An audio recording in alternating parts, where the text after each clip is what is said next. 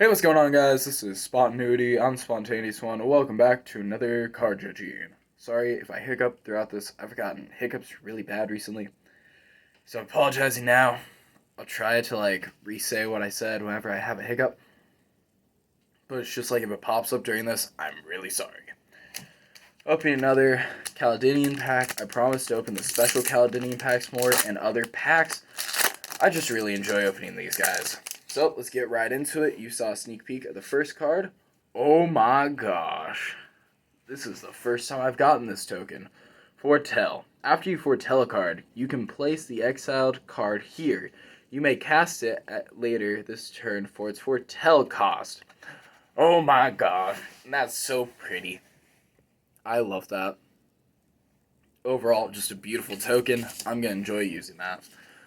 First card we see, actually I'm going to check the back. We got Snow-Covered Forest. Beautiful, beautiful. I love the snow-covered cards. They're really cool for this set. Story Seeker, 1 colorless, 1 white. Lifelink, 2/2. Overall decent, especially for the dwarf and cleric archetypes. It's just good lifelink, pretty cheap for lifelink and 2/2. Overall just decent card. Not great, not horrible. The next two cards we've seen a lot of, and my opinion on both of them is not great. Undersea Invader is a 6-cost blue flash, enters battlefield tapped 5/6. I just don't like it. You would pretty much just play it on your opponent's turn, and it's meh at best. The other one is Cavern Hulk, 3 colors, 1 red. It can't block alone, 4/4. Yeah, it's pretty cheap for a 4/4, but not being able to block alone, it's only good against Menace, really. Now a card that I actually really like. Battlefield Raptor. 1 white, flying first strike, a 1/2. It's good for how cheap it is. You can easily put 1/1 counters on it, making a beast on the battlefield. Plus flying makes it really annoying early game. Mammoth Goliath. Mammoth Growth, excuse me. 3 cost, 2 colors, 1 green, instant. Target creature gets +4/+4 until end of turn, and you can foretell it for an equal cost. Overall, if you just need to stop someone's attack or make your attack a killer, throw that in. It's pretty decent. There are cheaper options for equal effects. Overall, not bad. 4/4, pretty good. Village Riots. I like this card. 1 black. You can sacrifice a creature. As additional cost, sacrifice a creature. You can pick a token. You draw 2 cards. Picking a token makes this the cheapest option, but if you don't, it's still a really good option, especially if you want to steal one of your opponent's cards, destroy their card. You're helping yourself out a lot. Vault Robber. Also, you can do that after you attack, so it's already tapped, so it's kind of useless. Vault Robber. 1 colorless, 1 red. Tap. Oh, it's a 1/3 Dwarf Rogue. Tap this card. Tap 1. Tap this card. Exile a creature card from your graveyard. Create a treasure token. This is really good, especially I like creating treasure tokens. They're very useful. Plus, other cards use treasure tokens as a way to boost themselves and get some really good effects off. So, next card, a card I really don't like. Iron Verdict, 2 colors, 1 white. Deals 5 damage to target tapped creature. And yes, you can foretell it, but there's better cards that are equal to or cheaper. There's a 2 cost that's destroy tapped card. It does the job, but better. Dogged Pursuit, 3 colorless, 1 black. At the beginning of your end step, each opponent loses 1 life, and you gain 1 life. It's good for what you want it to do, but there are better options, always. Always better options.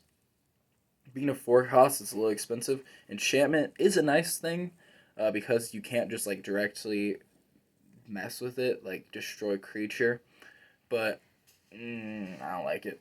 Yes, you gain a life. Yes, all your opponents lose a life. They're just better options. Now, getting on to the fun cards. Golden Vein Pick. 2 colorless. Artifact Equipment. Equipped creature gets +1/+1. Whenever equipped creature deals combat damage to a player, create a treasure token. And it's equipped 1. Very overall cheap card. And a really good effect, regenerating mana. Basically, after 2 attacks, you get your money's worth. Shepherd of the Cosmos. 4 colors, 2 white. Angel Warrior. Oh my gosh. White. When Shepherd of Cosmos enters the battlefield. Return target permanent card with converted mana cost of 2 or less from your graveyard to the battlefield. And its foretell cost is pretty equal, 3/3. Basically, if you have a good card in your graveyard, you can just pull it back, which is just overall really nice to do. Yeah. Now it's a little expensive. It's pretty much you're getting a 3/3 fly-in for 4, or maybe even 5, but hey, graveyard pool is always good. Gittenwood Slumber Mound. Gittenwood Slumber Mound enters the battlefield tapped. Tap 1 red. Well, in just tap, you can create 1 red. Tap 3 colorless, 1 red, 2 green, sacrifice. Destroy target land. Create a 4/4 green troll warrior creature token with trample. That is amazing, because it's usually a 4 or 5 cost to destroy land, so the extra 2 basically creates you a 4/4 with trample. So overall, really good. Second last card, Terragrid's Shadow. 3 colors, 2 black. Each player sacrifices 2 creatures. Basically, if you have no creatures on the field, you can just make everyone else sacrifice 2 creatures. And yes, it has a foretell, but the foretell is more expensive than the card itself, so I don't quite like that.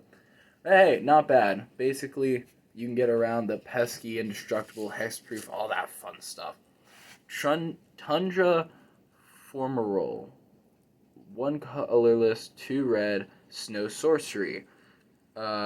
It deals 4 damage to target creature, planeswalker. Add a colorless for each white spent to cast this until in a turn you don't lose this mana as steps and phases end.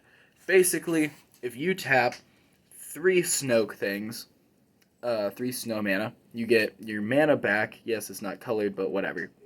And you get a free 4 damage.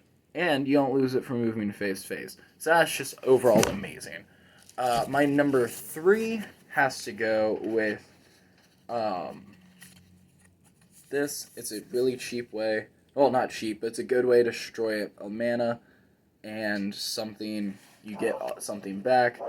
Tundra Formula, number 2.